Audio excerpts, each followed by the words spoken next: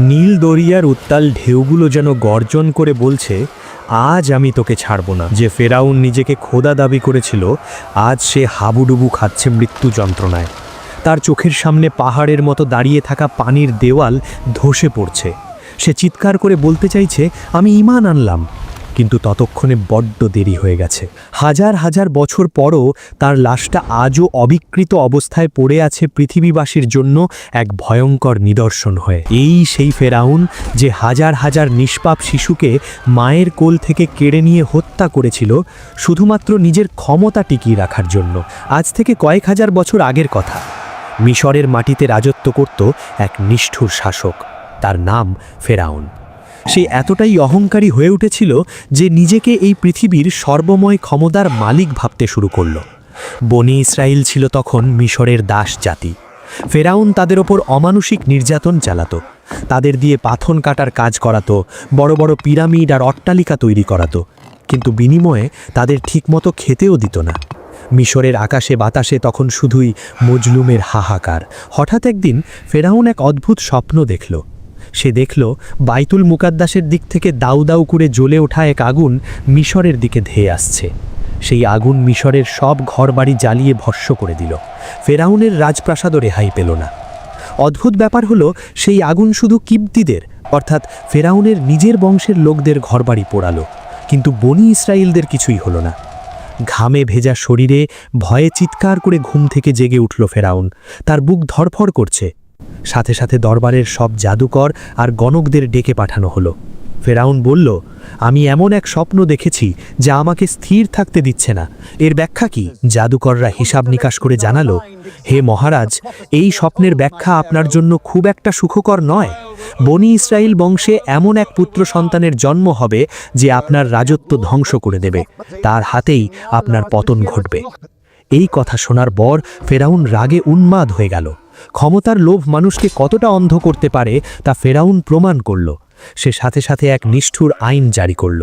ঘোষণা করে দেওয়া হলো, এখন থেকে বনি ইসরায়েল বংশে কোনো পুত্র সন্তান জন্ম নিলেই তাকে সাথে সাথে হত্যা করা হবে, আর যদি কন্যা সন্তান জন্ম নেয় তবে তাকে জীবিত রাখা হবে, যাতে ভবিষ্যতে তাদের দাসী হিসেবে ব্যবহার করা যায়।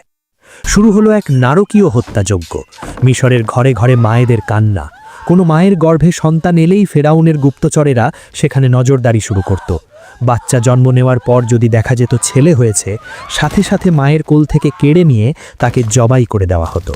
রক্তের বন্যা বয়ে গেল নীল নদে। কিন্তু আল্লাহ যাকে রক্ষা করবেন, পৃথিবীর কোনো শক্তি তাকে মারতে পারে না। ঠিক সেই ভয়াবহ সময়েই ইমরান আর ইউকেবাদের ঘরে জন্ম নিলেন এক ফুটফুটে পুত্র সন্তান। তিনি হজরত মুসা আলাইহিস সালাম। জন্মের পর মা চিন্তায় পড়ে গেলেন, কিভাবে এই শিশুকে ফেরাউনের জল্লাদদের হাত থেকে বাঁচাবেন। মা ভয়ে থরথর করে কাঁপছিলেন। তখন আল্লাহ রাব্বুল আলামিন মুসার মায়ের অন্তরে এক গোপন নির্দেশনা ঢেলে দিলেন। আল্লাহ ওহির মাধ্যমে জানালেন, তুমি এই শিশুকে দুধ পান করাও। যখন দেখবে বিপদ আসছে, তখন তাকে একটি সিন্দুকে ভরে নদীতে ভাসিয়ে দিও। ভয় পেও না, চিন্তাও করো না, আমি এই শিশুকে তোমার কাছেই ফিরিয়ে দেব এবং তাকে নবীদের অন্তর্ভুক্ত করব। মায়ের মন কি আর মানে? কিন্তু আল্লাহর ওপর ভরসা করে মা একটি কাঠের সিন্দুক তৈরি করলেন। ছোট্ট শিশু মুসাকে নরম কাপড় দিয়ে জড়িয়ে সিন্দুকের ভেতর শুইয়ে দিলেন। তারপর চোখের পানি মুছতে মুছতে সেই সিন্দুক ভাসিয়ে দিলেন নীল নদের স্রোতে। ঢেউয়ের তালে তালে সিন্দুকটি ভেসে চলল। স্রোত সিন্দুকটিকে ভাসিয়ে নিয়ে গেল সোজা ফেরাউনের রাজপ্রাসাদের ঘাটে। আল্লাহ যা চান তা কত নিখুঁতভাবেই না সম্পন্ন হয়। যে ফেরাউন শিশুদের হত্যা করছে তার ভয়ে, সেই শিশু আজ তার নিজের ঘরের দরজায়। ফেরাউনের স্ত্রী আসিয়া তখন ঘাটে বসেছিলেন। তিনি সিন্দুকটি দেখতে পেলেন এবং দাসীদের বললেন ওটা তুলে আনতে। সিন্দুক খোলার পর ভেতর থেকে বেরিয়ে এলো এক চাঁদের মতো সুন্দর শিশু। বাচ্চাটিকে দেখা মাত্রই বিবি আসিয়ার অন্তরে মায়া জন্মে গেল। আল্লাহ আসিয়ার মনে মুসার জন্য ভালোবাসা ঢেলে দিলেন। তিনি শিশুটিকে কোলে তুলে নিলেন। ঠিক সেই সময়ে ফেরাউন সেখানে উপস্থিত হলো। শিশুটিকে দেখেই চিনে ফেলল, এ তো বনি ইসরায়েলের সন্তান। সে গর্জন করে বলল, একে এক্ষুনি হত্যা করা হবে। এ হয়তো সেই শিশু যে আমার ধ্বংসের কারণ হবে। কিন্তু বিবি আসিয়া ফেরাউনকে বাধা দিলেন। তিনি বললেন, একে হত্যা করো না, এ আমার এবং তোমার চোখের শীতলতা। আমাদের তো কোনো সন্তান নেই, হতে পারে এ আমাদের উপকারে আসবে, অথবা আমরা একে দত্তক পুত্র হিসেবে গ্রহণ করব। ফেরাউনের কঠিন মন আসিয়ার অনুরোধে কিছুটা নরম হলো। সে রাজি হলো। মৃত্যুর মুখ থেকে ফিরে এলেন মুসা। কিন্তু সমস্যা হলো অন্য জায়গায়। শিশু মুসা প্রচণ্ড ক্ষুধার্ত, কিন্তু তিনি কোনো দাসীর দুধ পান করছেন না। রাজপ্রাসাদের একের পর এক দাসীকে ডাকা হলো, কিন্তু তিনি সবার মুখ ফিরিয়ে নিচ্ছেন। আসিয়া চিন্তায় পড়ে গেলেন, বাচ্চাটি না খেয়ে মারা যাবে না তো? মুসার বোন মরিয়ম আড়াল থেকে সব দেখছিলেন।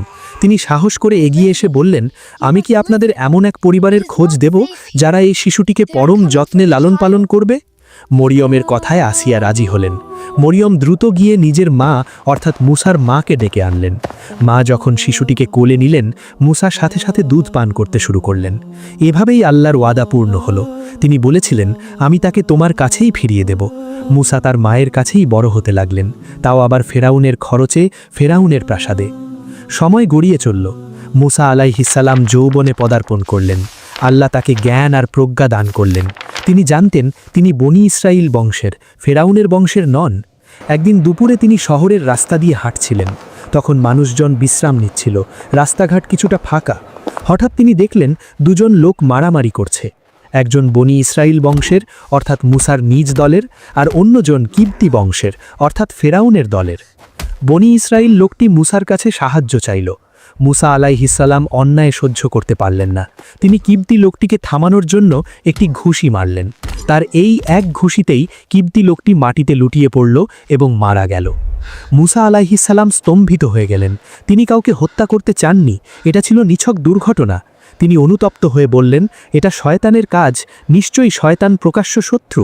তিনি সাথে সাথে আল্লাহর কাছে ক্ষমা চাইলেন, হে রব, আমি নিজের ওপর জুলুম করেছি, আমাকে ক্ষমা করো। আল্লাহ তাকে ক্ষমা করে দিলেন।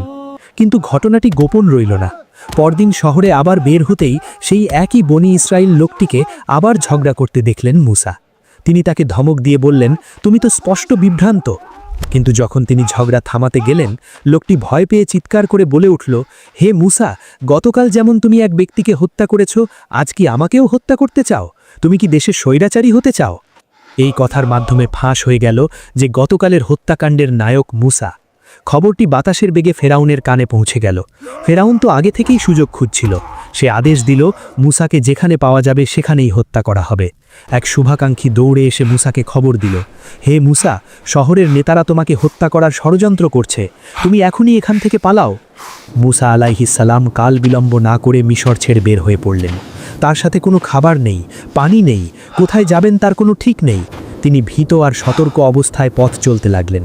মরুভূমির তপ্ত বালু আর রোদের তীব্রতা উপেক্ষা করে তিনি হাঁটতে লাগলেন মাদিয়ান শহরের থেকে। ক্ষুধার্ত আর ক্লান্ত শরীরে যখন তিনি মাদিয়ান শহরে পৌঁছলেন, তখন তিনি একটি পানির কূপের কাছে এসে থামলেন। সেখানে তিনি দেখলেন একদল লোক তাদের পশুপালকে পানি পান করাচ্ছে, আর তাদের থেকে একটু দূরে দুই নারী তাদের পশুপাল নিয়ে দাঁড়িয়ে আছে, কিন্তু তারা পুরুষদের ভিড়ে সামনে যেতে পারছে না। মুসা আলাইহিসসালাম তাদের কাছে গিয়ে জিজ্ঞেস করলেন, তোমাদের কি সমস্যা? তোমরা কেন দাঁড়িয়ে আছো?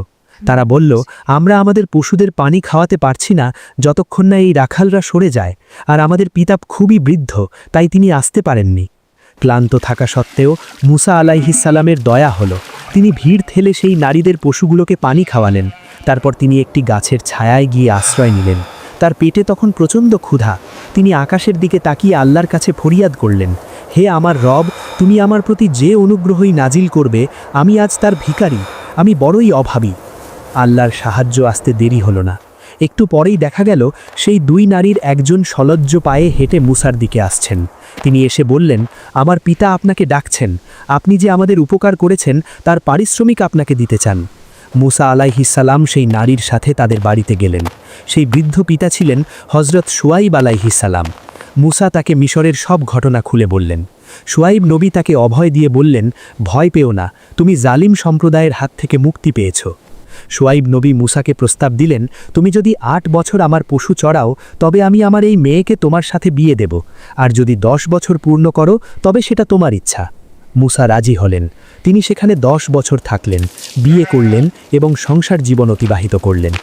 দীর্ঘ 10 বছর পর মুসা আলাইহিসসালাম তার পরিবার নিয়ে আবার মিশরের উদ্দেশ্যে রওনা হলেন। রাতটা ছিল খুব অন্ধকার এবং কনকনে ঠান্ডা। তার স্ত্রী সন্তান সম্ভবা ছিলেন এবং ঠান্ডায় খুব কষ্ট পাচ্ছিলেন। পথমধ্যে তারা তুর পর্বতের কাছাকাছি পৌঁছলেন। হঠাৎ মুসা আলাইহিসসালাম দূরে অন্ধকারের মধ্যে আগুনের শিখা দেখতে পেলেন। তিনি তার পরিবারকে বললেন, তোমরা এখানে অপেক্ষা করো, আমি আগুন দেখেছি, হয়তো সেখান থেকে আমি তোমাদের জন্য কোনো খবর আনতে পারবো, অথবা আগুন নিয়ে আসতে পারবো যা দিয়ে তোমরা উষ্ণতা পাবে। মুসা আলাইহিসসালাম লাঠি হাতে সেই আগুনের দিকে এগিয়ে গেলেন, কিন্তু তিনি যখন সেই আগুনের কাছে পৌঁছালেন তখন এক অভাবনীয় দৃশ্য দেখলেন। তিনি দেখলেন একটি সবুজ সতেজ গাছের ওপর আগুন জ্বলছে, কিন্তু আগুন গাছটিকে পোড়াচ্ছে না, বরং গাছের সজীবতা আর আগুনের তেজ দুটোই বেড়ে চলছে। তিনি অবাক হয়ে তাকিয়ে রইলেন। এমন সময় এক গাম্ভীর্যপূর্ণ আওয়াজ ভেসে এলো। কোনো মানুষ নয়, সরাসরি আল্লাহ রাব্বুল আলামিন তাকে ডেকে বললেন, হে মুসা, নিশ্চয়ই আমি আল্লাহ, জগৎসমূহের প্রতিপালক।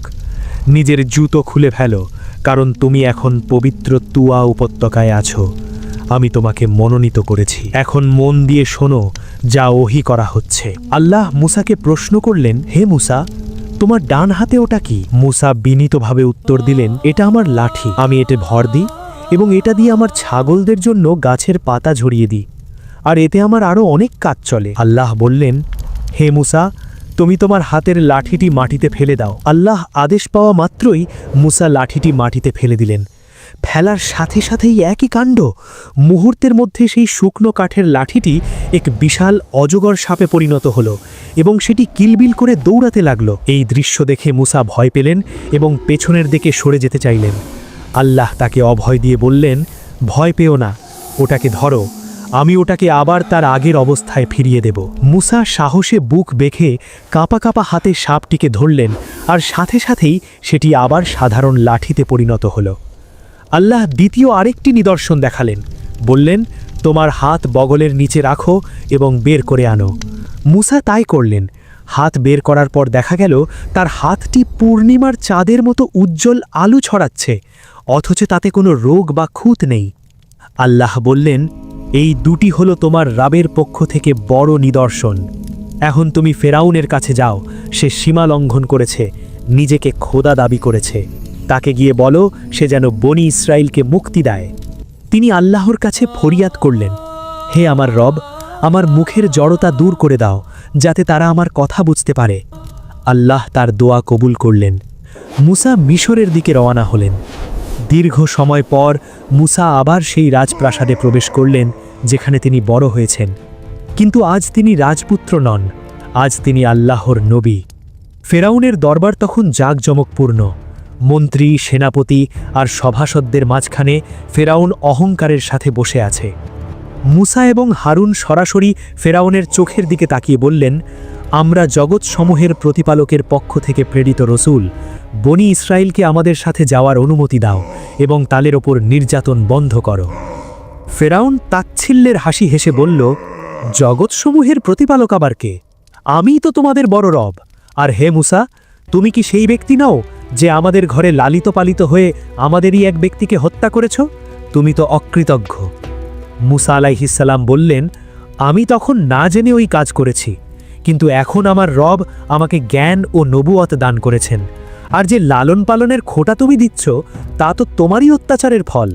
তুমি বনি ইসরায়েলের শিশুদের হত্যা করতে বলেই তো আমার মা আমাকে নদীতে ভাসিয়েছিল। ফেরাউন রেগে গিয়ে বলল, যদি সত্যবাদী হও তাহলে কোনো নিদর্শন দেখাও। মুসা তার হাতের লাঠিটি দরবারের মাঝখানে ছুঁড়ে মারলেন। চোখের পলকে সেটি এক বিশাল অজগর সাপে পরিণত হলো এবং সাপটি ফনা তুলে এমনভাবে হিসহিস শব্দ করতে লাগল যে ফেরাউন ভয়ে সিংহাসন ছেড়ে পালানোর উপক্রম হলো। এরপর মুসা তার হাত বের করলেন আর পুরো দরবার উজ্জ্বল আলোয় আলোকিত হয়ে গেল। ফেরাউনের সভাসদরা বলতে লাগল, এ তো এক সুনিপুণ জাদুকর। তারা ফেরাউনকে পরামর্শ দিল, আপনি ঘাবড়াবেন না, আমাদের রাজ্যে বড় বড় জাদুকর আছে, আমরা তাদের একত্রিত করব এবং এই জাদুর মোকাবিলা করব। ফেরাউন মুসাকে চ্যালেঞ্জ দিয়ে বলল, ঠিক আছে, একটি নির্দিষ্ট দিনে খেলা হবে, সেদিন প্রমাণ হবে কে সত্য আর কে মিথ্যা। মিশরের সব মানুষকে ডাকার জন্য ঘোষণা দেওয়া হলো। দিনটি ছিল উৎসবের দিন। হাজার হাজার মানুষ মাঠে সমবেত হলো। একপাশে মিশরের নামকরা হাজার হাজার জাদুকর তাদের দড়ি আর লাঠি নিয়ে প্রস্তুত, অন্য পাশে একা দাঁড়িয়ে আছেন হযরত মুসা এবং হারুন। জাদুকররা অহংকার করে বলল, হে মুসা, তুমি আগে নিক্ষেপ করবে নাকি আমরা আগে নিক্ষেপ করব? মুসা বললেন, তোমরাই আগে নিক্ষেপ করো। জাদুকররা তাদের হাতের দড়ি আর লাঠিগুলো মাটিতে ছুঁড়ে মারল। জাদুর প্রভাবে মানুষের চোখে মনে হলো যেন হাজার হাজার সাপ পুরো মাঠ জুড়ে কিলবিল করছে। এক ভয়ঙ্কর দৃশ্য তৈরি হলো। সাধারণ মানুষ ভয়ে চিৎকার শুরু করলো। এমনকি মুসা আলাইহিস সালামের মনেও কিছুটা ভয়ের সঞ্চার হলো। ঠিক তখনই আল্লাহ ওহী পাঠালেন, হে মুসা, ভয় পেও না, তোমার ডান হাতে যা আছে তা নিক্ষেপ করো। মুসা তার লাঠিটি নিক্ষেপ করলেন।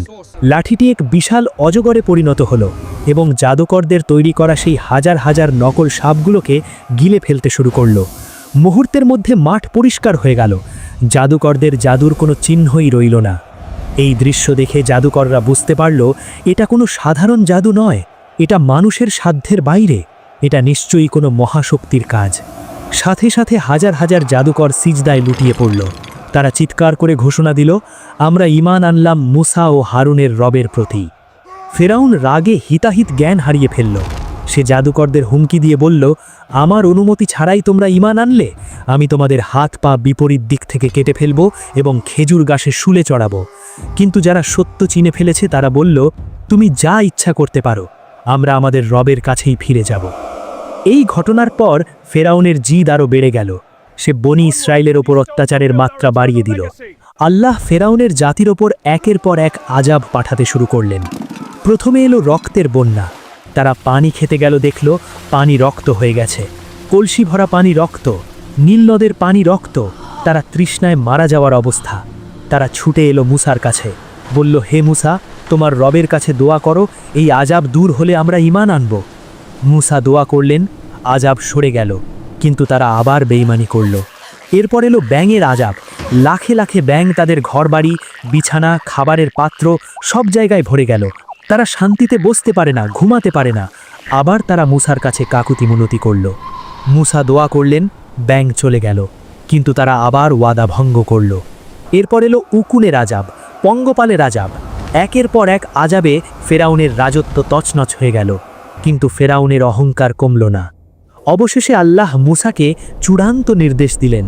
আল্লাহ বললেন, হে মুসা, আমার বান্দাদের নিয়ে রাতের অন্ধকারে মিশর ত্যাগ করো, নিশ্চয়ই ফেরাউন তোমাদের পিছু নেবে।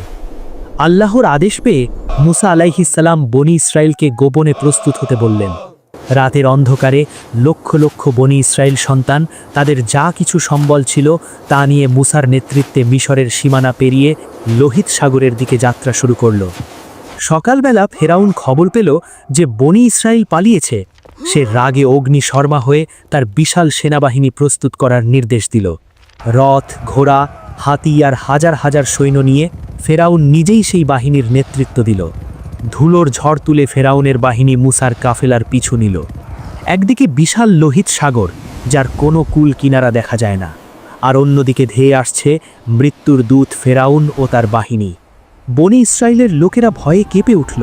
তারা মুসাকে বলল, হে মুসা, আমরা তো ধরা পড়ে গেলাম, সামনে সমুদ্র, পেছনে শত্রু, আমরা এখন কোথায় যাব?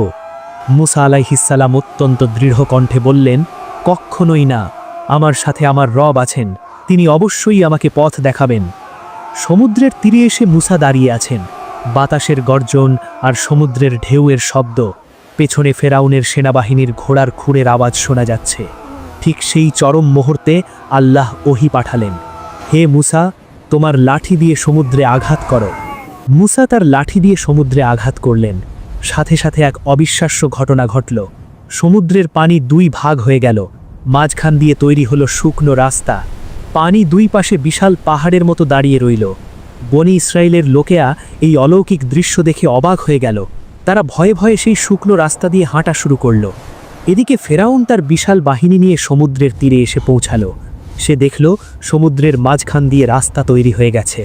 এই দৃশ্য দেখে ফেরাউন নিজেও প্রথমে ভয় পেয়ে গেল। তার মনে হলো এটা নিশ্চয়ই কোনো জাদুকরের কাজ নয়, এটা মহান রবের কাজ। সে ক্ষণিকের জন্য থমকে গেল, কিন্তু তার সেনাপতি হামান এবং শয়তান তাকে কুমন্ত্রণা দিল। ফেরাউন অহংকার করে তার সৈন্যদের বলল, দেখো, এই সমুদ্র আমার ভয়ে রাস্তা করে দিয়েছে, যাতে আমি ওই পলাতক গোলামদের ধরতে পারি। চলো, আমরা এই রাস্তা দিয়ে তাদের ধাওয়া করব। ফেরাউনের পুরো বাহিনী সমুদ্রের সেই শুকনো রাস্তায় নেমে এলো। লক্ষ লক্ষ সৈন্য, রথ আর ঘোড়ার আওয়াজে সমুদ্রের তলদেশ কেঁপে উঠল। ওপারে তখন মুসা আলাইহিস সালাম এবং বনি ইসরায়েলের শেষ লোকটি নিরাপদে পাড়ে উঠে গেছেন। ফেরাউন এবং তার পুরো বাহিনী যখন সমুদ্রের ঠিক মাঝখানে পৌঁছালো, তখন আল্লাহের হুকুম এলো। আল্লাহ সমুদ্রকে আদেশ করলেন, হে পানি, আগের মতো হয়ে যাও। মুহূর্তের মধ্যে দুই পাশের সেই বিশাল পানির পাহাড় ধসে পড়ল। লক্ষ লক্ষ টন পানি প্রচণ্ড গর্জন করে আছড়ে পড়ল ফেরাউনের বাহিনীর ওপর। বাঁচার জন্য আর্তনাদ আর চিৎকার শুরু হলো, কিন্তু পালানোর কোনো পথ নেই। ঢেউয়ের পর ঢেউ এসে তাদের তলিয়ে দিতে লাগলো। ফেরাউন হাবুডুবু খেতে খেতে বুঝতে পারল তার মৃত্যু নিশ্চিত। সে তখন নিজের অসহায়ত্ব বুঝতে পারল। মৃত্যু যখন তার চোখের সামনে, তখন তার অহংকার চূর্ণ হয়ে গেল। সে চিৎকার করে বলল, আমি ঈমান আনলাম যে কোনো মাবুদ নেই তিনি ছাড়া, যার ওপর বনি ইসরায়েল ঈমান এনেছে, এবং আমি আত্মসমর্পণকারীদের অন্তর্ভুক্ত। কিন্তু বড্ড দেরি হয়ে গেছে। আল্লাহ বললেন, এখন ঈমান আনছ, অথচ এর আগে তুমি অবাধ্য ছিলে এবং অশান্তি সৃষ্টি করেছ। আজ আমি তোমার দেহকে রক্ষা করব, যাতে তুমি তোমার পরবর্তী মানুষদের জন্য এক নিদর্শন হয়ে থাকো। ফেরাউন এবং তার পুরো বাহিনী সাগরের অতল গহ্বরে তলিয়ে গেল। একজন সৈন্যও বাঁচল না। সমুদ্র আবার শান্ত হয়ে গেল, যেন এখানে কিছুই ঘটেনি।